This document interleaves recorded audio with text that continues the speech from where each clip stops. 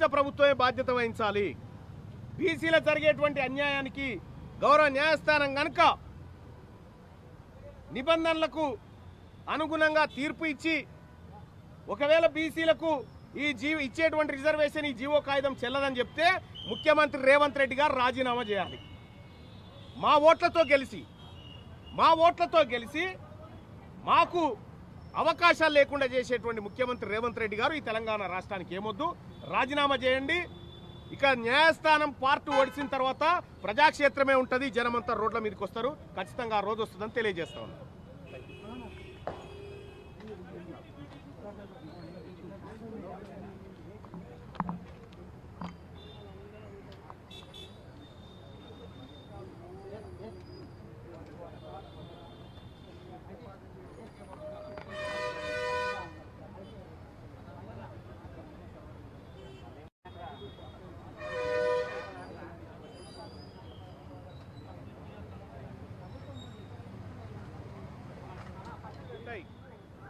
మీ EWS reservation ను మేము అడ్డుకోలేదు.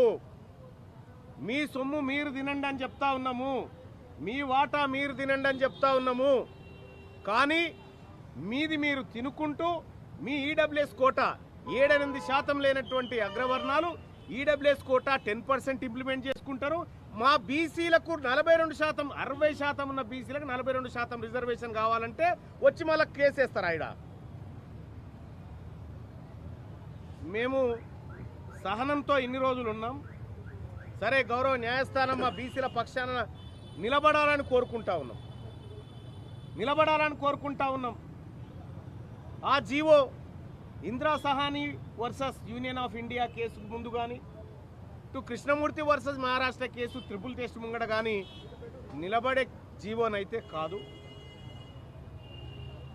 ఇక నెక్స్ట్ రేపో మాపో రేవంత్ రెడ్డి గారు ఓ మాట చెప్తుండొచ్చు, మా చెమటంతా ధారపోసినాం, మా రక్తమంతా ధారపోసినాం, అయినా సాధించలేకపోయినాం కాబట్టి పార్టీ పరంగా 42% టికెట్లు ఇస్తారని రేపు ఎల్లుండో ప్రెస్ మీట్ పెట్టి చెప్తాడు. ఇక ఇంకేమైనా తేడా రాగానే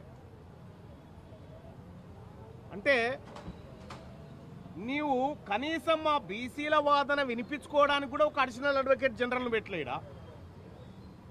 వాదించేటైనా ప్రభుత్వం తరఫున వాదించేటైనా రెడ్డే, పిటిషనర్ తరఫున వాదించేటైనా పిటిషనర్ రెడ్డే. ఇవాళ తెలంగాణ రాష్ట్రంలో మా ప్రజల రక్తం దాగుతున్నటువంటి వాళ్ళు ఎవరైతే ఉన్నారో ప్రజాగ్రహానికి గురిగాక తప్పదు. ముఖ్యమంత్రి గారు 100% వాళ్ళ వెనకాల ఉన్నారు. ఈ పిటిషనర్ల వెనకాల ముఖ్యమంత్రి రేవంత్ రెడ్డి గారు ఉన్నారు. దీని వెనకాల జానారెడ్డి గారి పాత్ర ఉంది. కానీ మీకు చెప్తా ఉన్నాం, తెలంగాణ రాజ్యాధికార పార్టీ నుంచి మేము చెప్తా ఉన్నాం, తెలంగాణ ఉద్యమ సమయంలో ఏ పరిస్థితులు అయితే వచ్చినాయో ఈ తెలంగాణలో ఇవాళ మేల్కొన్నారు బీసీలు, ఆ పరిస్థితులే వస్తాయి. ఊర్లో తిరగనియనటువంటి పరిస్థితులు వస్తాయి, జాగ్రత్త అని చెప్తా ఉన్నాం. మేము మీ సొమ్ము అడగలే, మేము అడిగింది మీ సొమ్ము కాదు. మా పావుషేరు మేము అడిగితే మీ కడుపున వస్తూ ఉందా? మీరు మాకు ఈ రానిదాన్నేమో కోట్ల చుట్టూ దింపుతాడు రేవంత్ రెడ్డి గారు. 3 పిల్లల నిబంధన ఎత్తేసే హక్కు ఆయన దగ్గరే ఉంది. ఆయన ఎత్తేయచ్చు 3 పిల్లల నిబంధన, అది ఎత్తేయడు. అవకాశం ఉన్న చోట ఇయ్యడు. రాని కాడ ఇటువంటి పంచాయతీలు పెట్టించి ఓవైపు జీవో ఇస్తాడు, ఇంకోవైపు రెడ్డి జాగృతి వాళ్ళని కోట్లల్లో కేసులు ఇస్తాడు, తోలిస్తూ ఉంటాడు.